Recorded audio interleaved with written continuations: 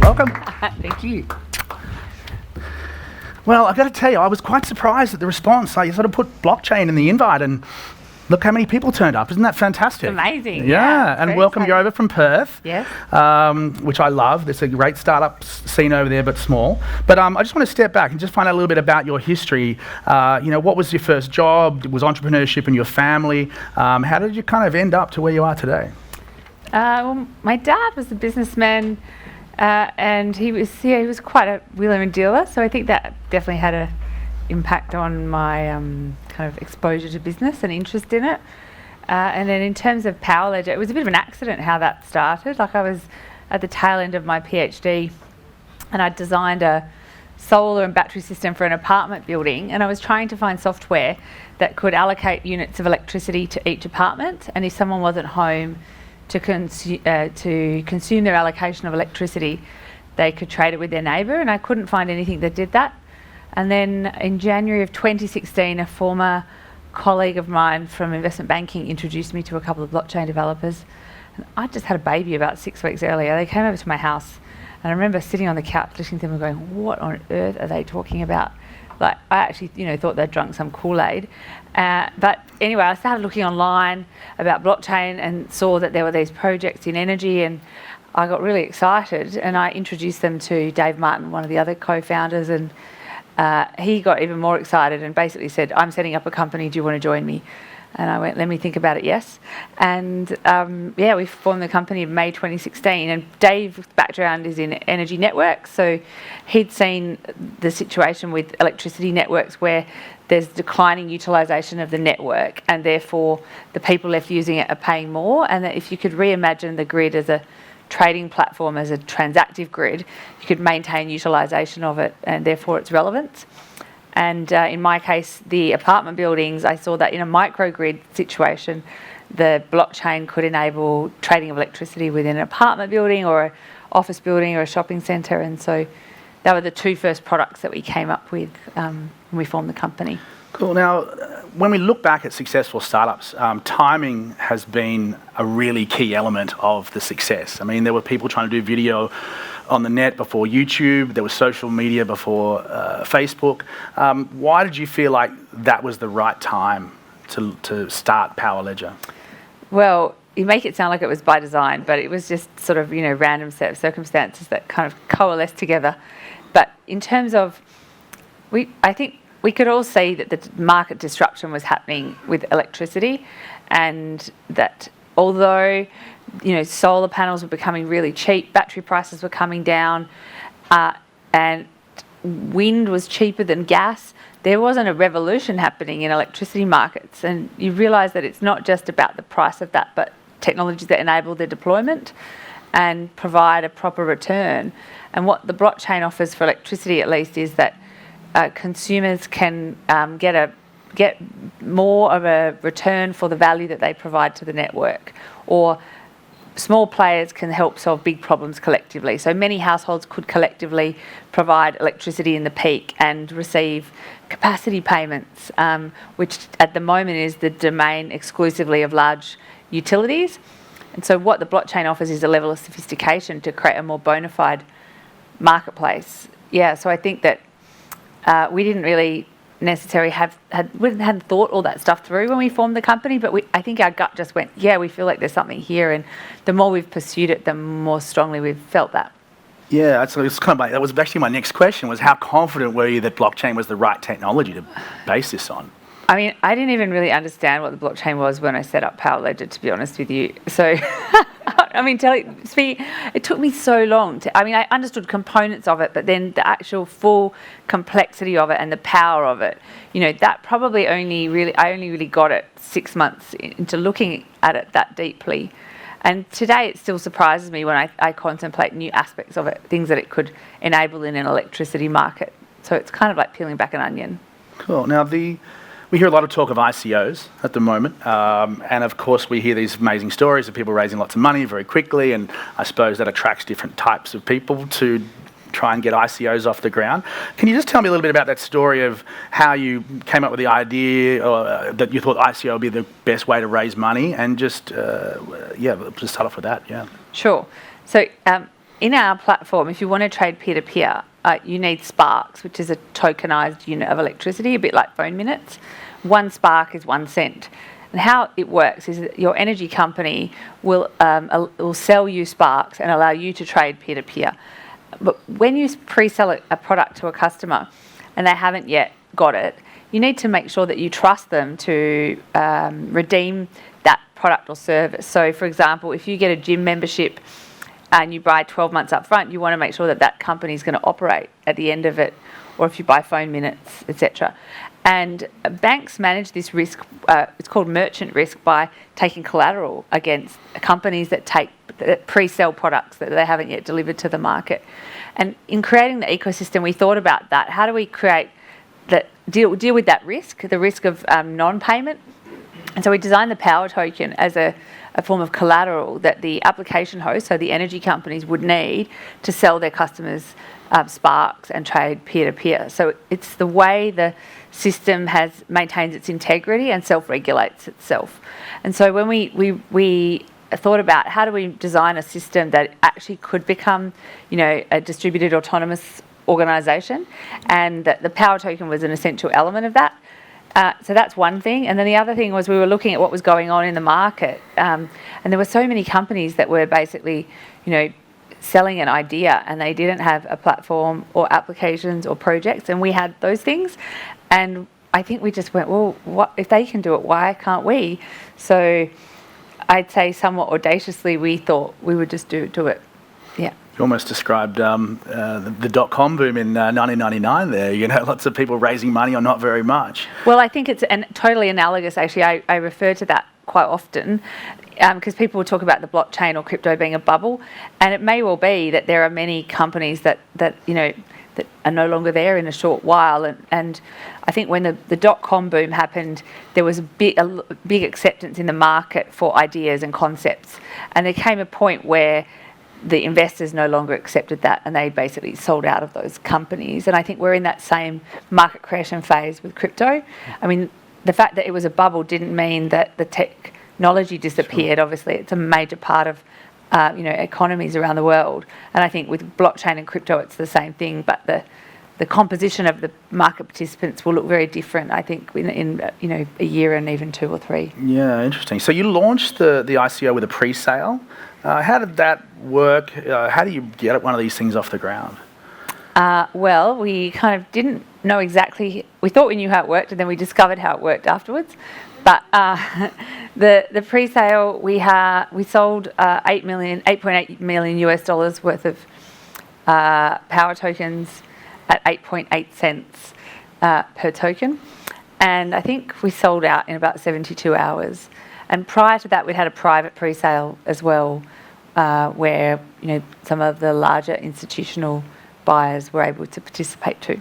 Yeah, I've got a friend of mine who's right into crypto and ICOs, and he's like, you got to watch the chatter. So I Googled Power Ledger, and I found a lot of chatter about Power Ledger. How did you seed that, or who started to talk about this?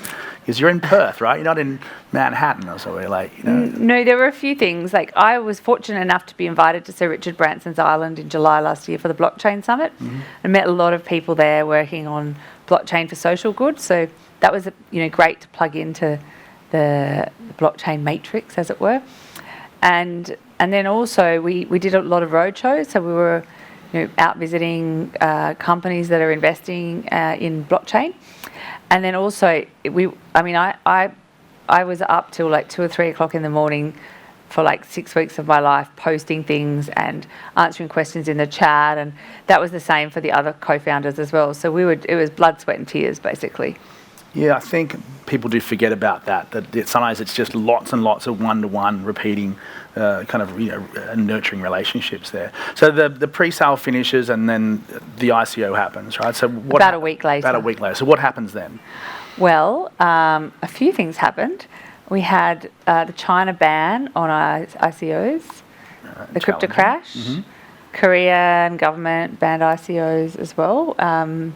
So yeah, we had quite a few things happen in the marketplace that I think that was about 4 or 5 days into the sale. So it started off fairly strong, and then it got really quiet. And then a lot of the pre-salers started to get very angry with us because they were worried that they had paid more than what the main sale people were going to pay. And the thing is, with the pre-sale, it was a fixed price, 8.8 cents, whereas the main sale was an auction.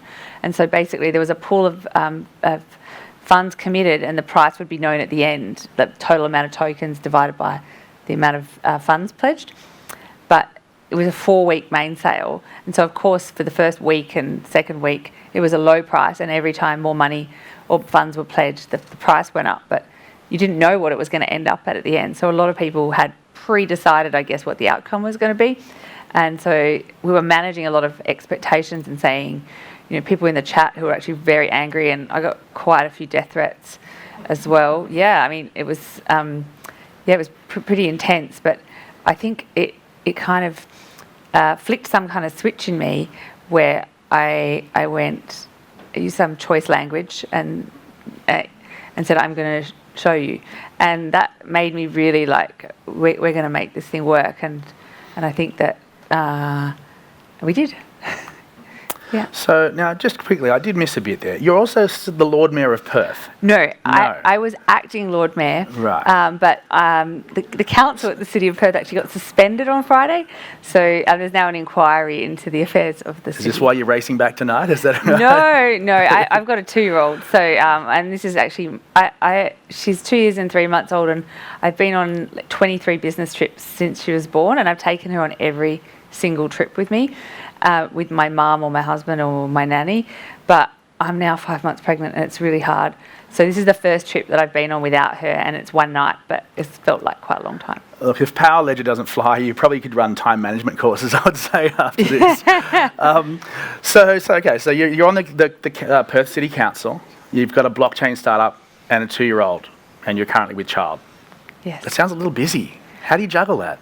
Well, the thing is that I have, my mum is living with us at the moment.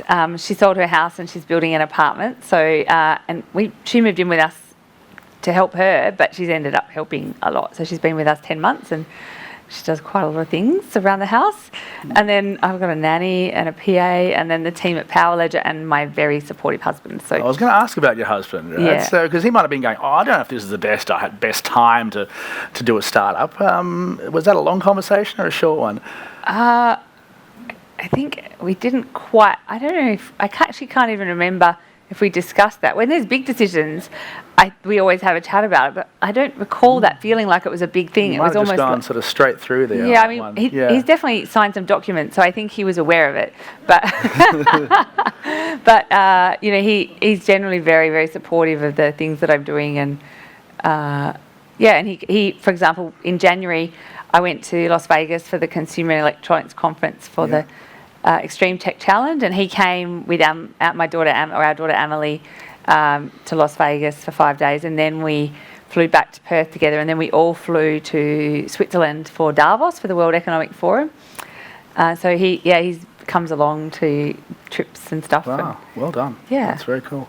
So I want to talk a little bit about before we switch over to questions, I want to talk a little bit about where is Power Ledger today. Talk to me about your team and what are some of those challenges you have, because it's finally having an idea and something fun and exciting, and then it turns into a company.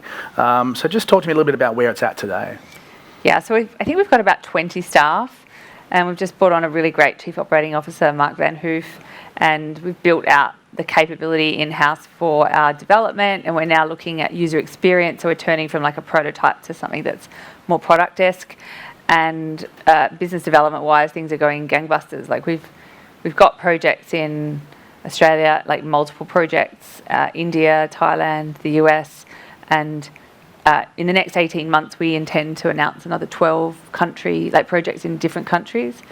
So things are really, the level of literacy around blockchain has changed a lot from when we set up the company to now.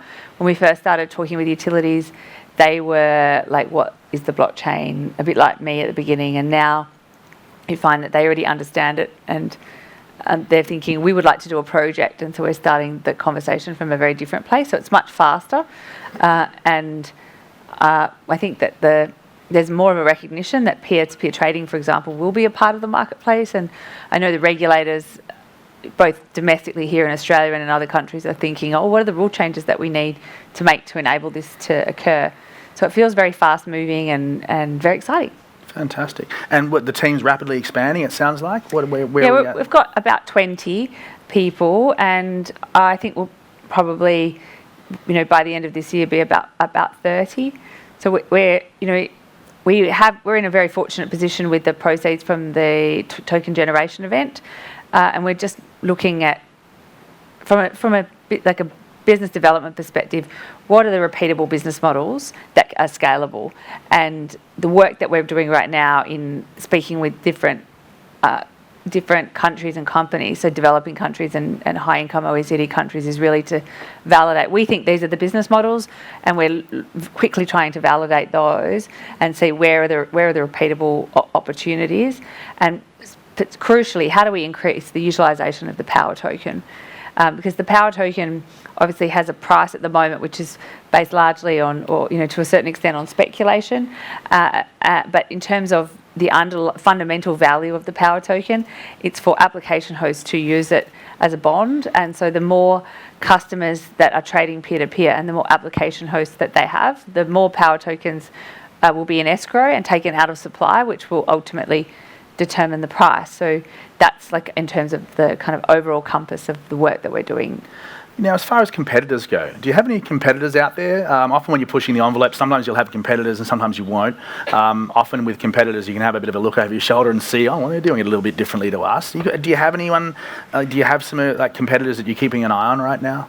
Certainly we're keeping an eye on the marketplace, and there's maybe 5 or 6 other companies that I'm aware of that have done ICOs or doing ICOs in the energy space, and some are looking at transactions, others are looking at ownership of assets using the blockchain, others are looking at carbon markets, and so there's a bit of a diverse landscape out there. But I haven't, and I think it's great that they exist, because we're creating a new marketplace, and that's quite a lot of work to talk to people. And if there's it's a big world, the energy market's $1 trillion a year industry, so we're happy that they exist. I hope that some of the concerns that I have perhaps are that they're just a trading play for the crypto as opposed to really wanting to drive the business, and that is a bit worrying for me, because that's going to undermine the credibility of blockchain and energy. Yeah, now power is regulated in varying levels in varying states and countries. What are the regulatory challenges for you? I assume there's some there. Yeah, absolutely. But I don't think any of them are insurmountable. We haven't yet found, we can't do this because of the law. That hasn't. It's more about comprehension about the technology and risk in terms of integrating a new technology into an incumbent system. That in the developed world, that's more of the point of resistance. In the developing world, they're more like, we don't want to repeat the mistakes of the developed world, so we'd like to try this technology from the get-go. And so we're actually finding less friction, to use a blockchain term, in the developing world, and so that's a big focus of ours. Yeah, because I'm thinking obviously some Southeast Asian markets, India perhaps. Are you looking at India at the moment? Yeah, we're in Thailand and India doing projects. So in Thailand, we've got a project with the utilities there and the Thai government looking at trading between a number of large commercial buildings, some of which have solar and others that don't, and being the transaction and settlement layer. And then we've been adding more megawatts onto that project.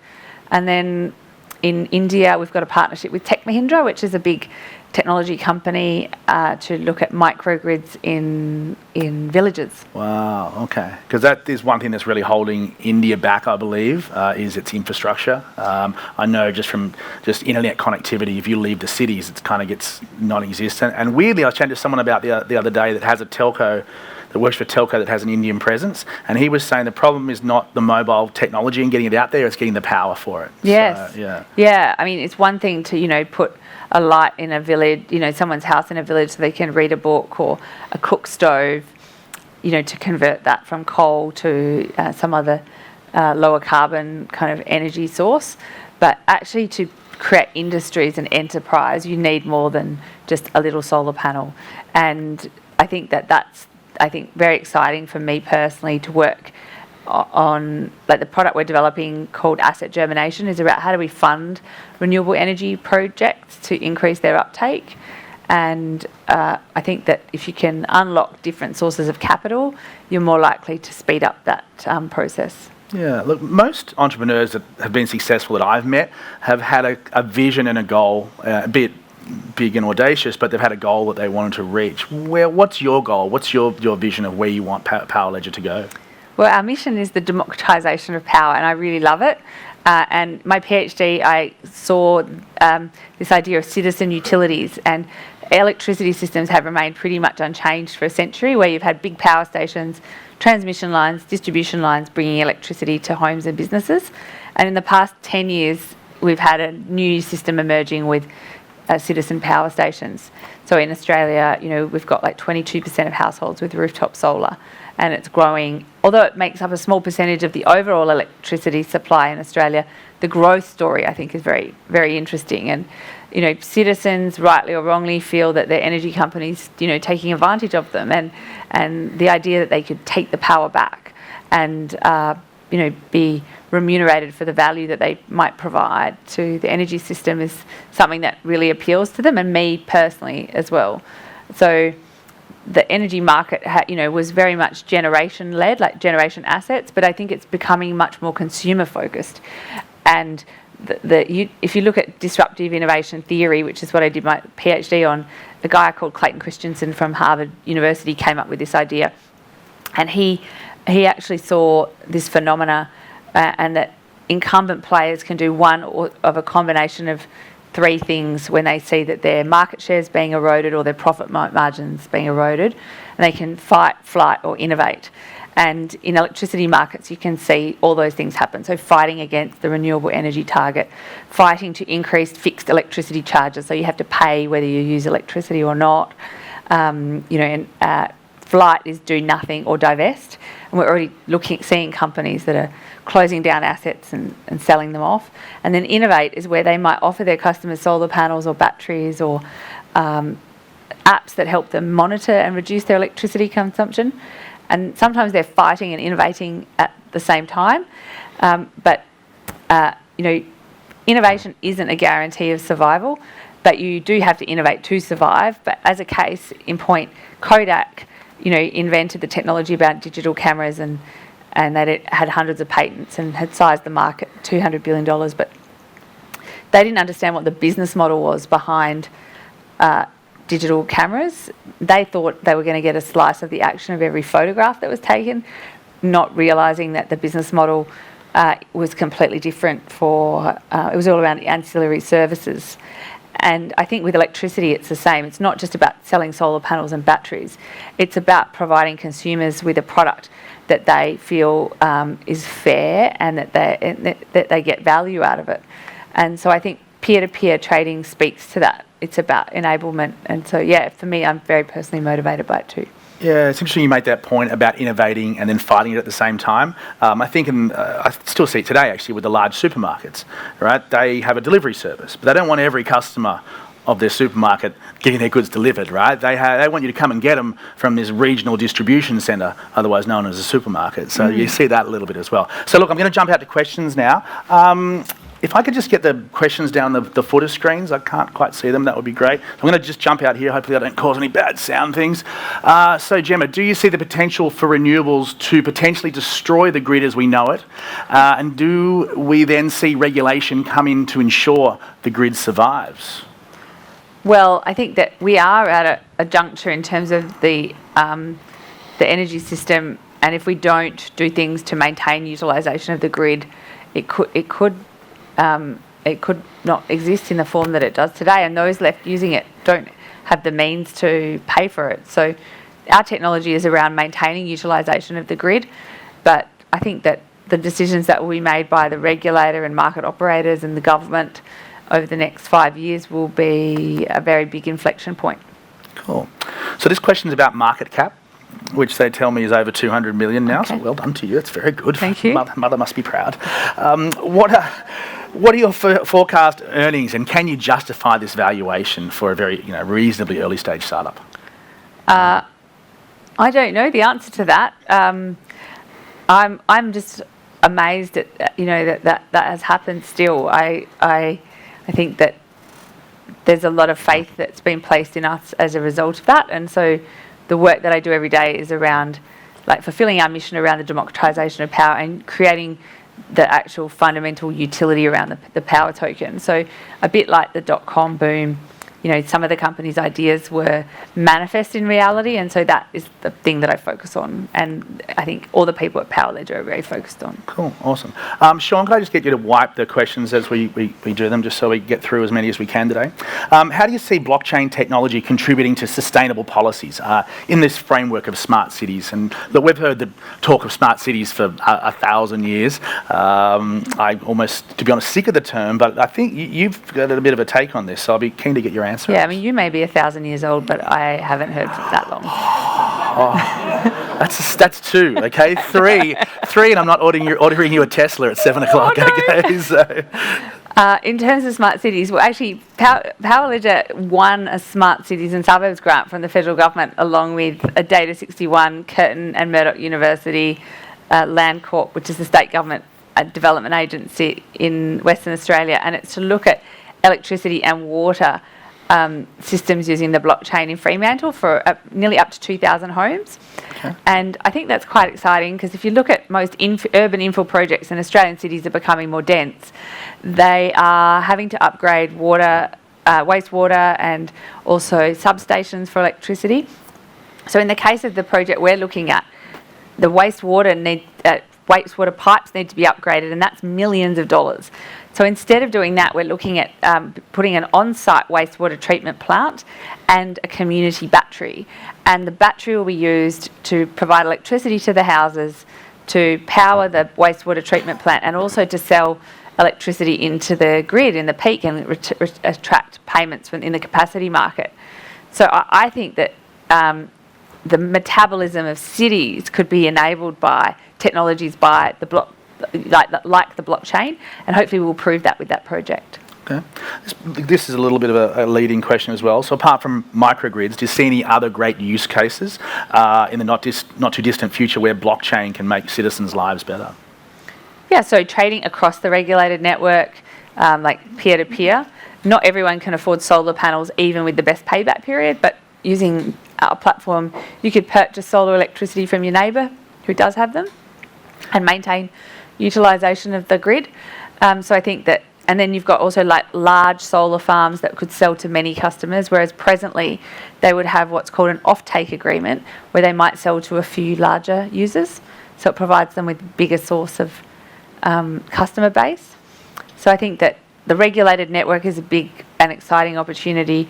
Demand response, so that's where, presently when we get to 47-degree day, then they have to turn on lots of diesel generators and things like that. But instead, if you could look at households that might have electric vehicles or batteries that could provide that capacity to the market, and that the blockchain could enable them to be remunerated for that. So I think that it could create lower cost and lower carbon electricity. Cool. Now, wearing your Perth City Councillor hat, part of your role there is obviously to make the citizens of Perth make their lives better.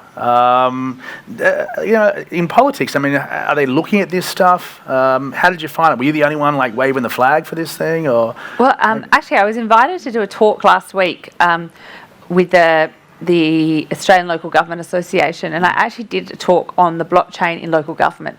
And I'm just turning that into an article for Forbes, because I'm a guest contributor to Forbes, and so that'll come out next week. So you can have a read of it then and let me know what you think. But in terms of the opportunities for Australia, I liked that at the beginning of when you got on stage, Brendan, that you talked about don't underestimate Australia, and I feel the same way about Australia and the potential for us to be a leader, and we don't have to just say, oh, all the cool stuff's happening, in Silicon Valley. What I'd noticed from Power Ledger, when we had what do they call them, meet-up before Christmas, and we said the $10 door charge was donated to charity. I think we raised $12,000. There were 400 people that came, and they were so excited that this was happening in Perth. And I think that there is a potential for Australia to be a hub for digital financial markets. Like, capital markets are going to be reshaped by the blockchain, and cities haven't yet figured out that, or no one's yet claimed it and said that this is the city, the epicenter. There's a few places like Zug in Switzerland and Singapore where you're starting to see lots of activity, but it's still totally up for grabs. So I just think we shouldn't underestimate ourselves and our ability to lead. Cool. The next question's from Ross McIntyre. Ross is the founder, is over there. Ross is the founder of WhatBlock, which went through Muridi a couple of years ago. So when will power holders be able to use their tokens to access? I didn't get to read the end of the question. A little too quick there, Shawnee. Do you want to ask it, Ross? Yeah. Hi, Jemma. Ross from WhatBlock. The power tokens, as I understand it, it's a utility token, so it should enable people to use the Power Ledger platform in the future. When will they be able to use it, and what will that customer experience look like? So if you've got an apartment building and you want to install solar and batteries, you can use it now. In terms of trading peer-to-peer across the network, that's reliant on energy retailers wanting to do that, and we've been doing a trial with Origin Energy and that's gone very well, and we're in talks with Origin and other retailers about not just looking at technology integration and validation, but scale and opening it up to the marketplace. And I'm very optimistic that we'll have things to talk about around that this year. Cool. I think there's some token holders looking for a scoop here. Any truth to the rumours that you're in talks with Elon Musk? I cannot say anything else. Interesting. Okay. This is another question from Ross. Who are your target customers? How are you getting them? What is the value proposition, and where's the traction at? So target customers, that really depends. In terms of regulated markets, it's the energy retailers, and if they want to allow their customers to trade peer-to-peer, so we're talking with those, that sort of group. In developing countries, it's a lot of governments that want to electrify areas, so rural electrification or just electrification projects. So target customers depends on the market, and also property developers that are doing new projects like retirement villages, eco-villages, or just apartment buildings. Okay, cool. This is an interesting question on International Women's Day, which is, what is one of the biggest challenges you've found being a female founder? Keeping up with all of everyone wants to have women on their panel discussions now, and sometimes I can't go, and I say, oh no, maybe Dave Martin could go, and they said, oh no, we need a woman. And so he's not willing to have a sex change, so I think it's a really great opportunity for women that want to work in the blockchain. I don't feel like there's like a resistance because of my gender, and we've got a lot of women working in Power Ledger, and I think that the kind of version 2.0 of technology will involve more women. Okay, fantastic. This question is a little bit about the chatter thing that I kind of that I mentioned before. But so for someone looking to enter the blockchain space from idea to execution, what do you suggest is the best way to reach the right people, such as advisors?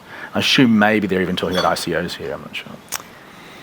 Well, I think that when you see ICOs that sell out in 7 seconds, it doesn't just happen like that. That's the first thing. Yeah. And it's very similar to the kind of processes that I went through in capital markets, like in banking.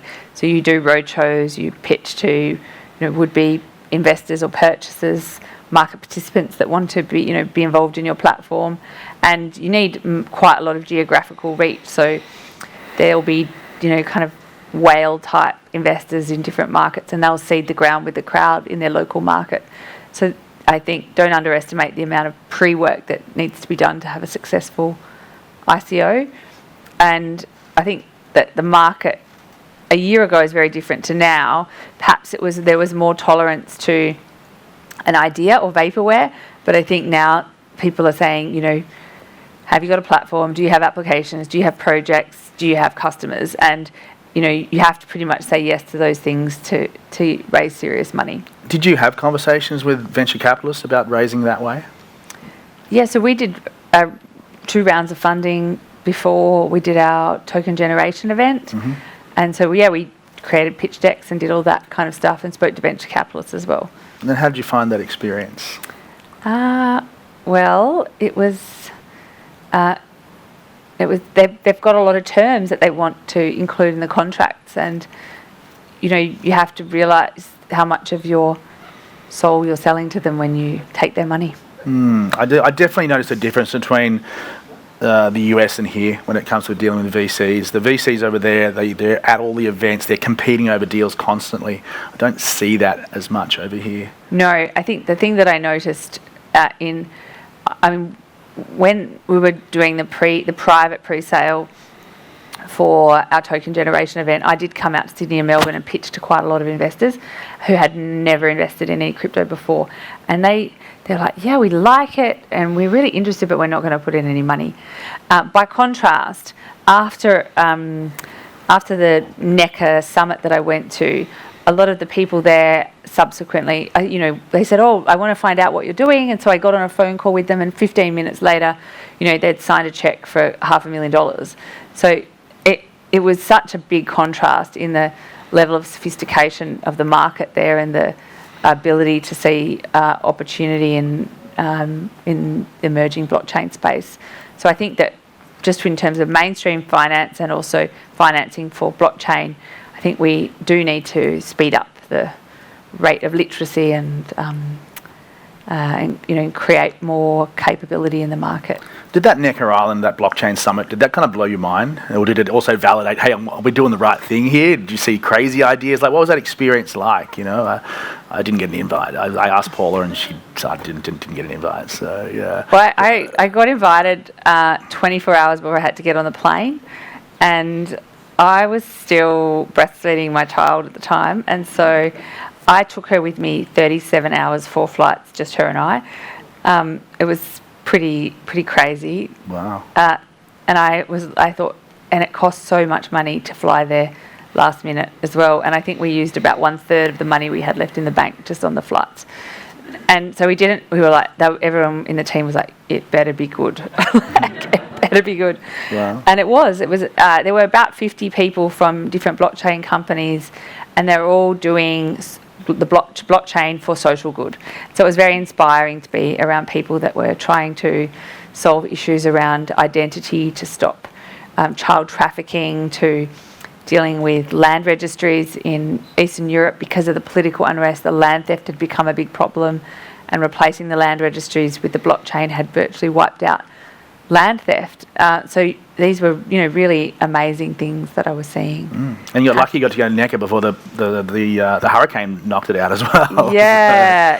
It's being rebuilt right now, and actually I'm going back there in October, because in January when I went to the Consumer and Electronics Conference, we were lucky enough to get into the finals for the Extreme Tech Challenge. Nice. So Power Ledge is in the top 3, and this time I'm taking my husband and the daughter, and by this stage this will be another baby. 2? Yeah, we'll have a 4-month-old. So we're going out there then to pitch to Sir Richard Branson for hopefully to be the winner. That would be nice. Wow, exciting. Yeah. This question is just about Ethereum scalability issues. Have you considered looking at other platforms, Neo, EOS? Absolutely, yes. Yeah. I think that any blockchain company that's looking at, small transactions, repeatable transactions, they need fast block time.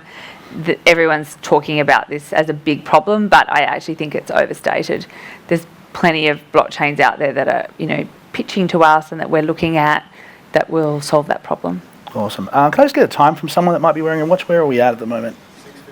6:50. Sean, do we have a Tesla arriving for Jemma? Sean? Not a Tesla, but cars arriving shortly. Okay. Do you got the estimated time there? 5 minutes. 5 minutes. Okay, cool. Jemma has a flight back to Perth tonight, and unfortunately she can't stay around to mingle. But if you want to reach out to her, I think your person from Power Lens will be hanging around. Yeah, Amy Regas, our marketing manager is here. Where are you, Amy? Oh, she's over here. Or just come and hit me up, and I'll be a bit of a filter if people want to come through and contact you. A 1,000-year-old filter. A 1,000-year-old filter. I'm glad I'm not getting you a Tesla. To be honest, I thought this would be really cool. I'll get a Tesla for her. And Anyway, they were all too far away. They're all over at Star City charging up at the moment. So, what changes are required to the current regulatory environment to allow Power Ledger to thrive? And what does this roadmap look like? I know I asked it a little bit before, but it's probably a key thing, I think, isn't it? Yeah, I mean, I think that the regulation, like in terms of buildings, installing renewables on them and selling electricity to their customers and trading peer-to-peer, the legislation in Australia called strata law enables that right now. In America, it's called condominium law, and it does the same thing. And in Europe, it's called freehold, leasehold. So it's actually totally perfect already as it stands. In terms of peer-to-peer trading across networks, in the US, there are some deregulated markets. So like Texas has a scheme called ERCOT, and that is perfect for us. So we're focusing our attention on those kind of, and they're big marketplaces. So we're not so worried about the places that have more prohibitive regulation, because there's plenty of other opportunities out there. Okay, cool. This is a great question. I'm quite interested in the answer to this. This is, how much has Power Ledger spent listing on exchanges? I know if you want an ASX float, you're talking $750,000 to $1 million, depending on how big it is. Do you have an idea of how much you've spent, or as a percentage of the cash raised, how much has got to go to? Yeah, I know exactly. Yeah, I'm not telling you. Oh. No, I will tell you. Like, would you say it's expensive? Well, what I know is I know exactly how much it cost to list on all the exchanges, because I negotiated most of the listings. And we spent $100,000 in total. Okay. And but what I've observed since then is a lot of the exchanges that we listed on in fact, we only paid to list on one exchange. The rest of them we didn't pay. The fees have gone up dramatically, and so it's become very, very expensive to get on certain exchanges. Some of the exchanges, they don't want money from you, but you do have to go through a lot of regulatory loopholes. So we did have to get legal advice, which we had to spend money on as well. But I think that was a very helpful process, because it helped us to understand, could our power token be seen as a security in certain markets. Cool. There was another question that's popped up there before, which I think is a great question, which is, apart from power and energy, what are some applications of blockchain where you maybe saw them and went, wow, that's just the perfect use of blockchain? At NECA, or where else do you see blockchain just as a natural fit? Oh, so many places. Anywhere where you've got inefficiencies and long settlement times, just as a basic thing. So in electricity, you've got wholesale electricity markets take 60 to 80 days to clear. So if you sell electricity, you don't get paid for 2.5 to 3 months. And there's plenty of marketplaces out there where it takes a long time to get paid. Farming example, right? Correct, yeah. Anything where you're doubtful about the provenance of something, so that could be commodities or products like wine. I just think there's huge opportunities, and we haven't even really scratched the surface. And last question. It looks like I think Ian's getting ready there. So, do you provide an exchange to convert Spark tokens to cash? No, application hosts will purchase Sparks and sell them to their customers, and then they will redeem Sparks back to fiat for their customers. So that's how it works, and that's why they need the power token, to make sure they do the right thing. Awesome. Well, I've really enjoyed the chat. I'm sorry it couldn't be longer.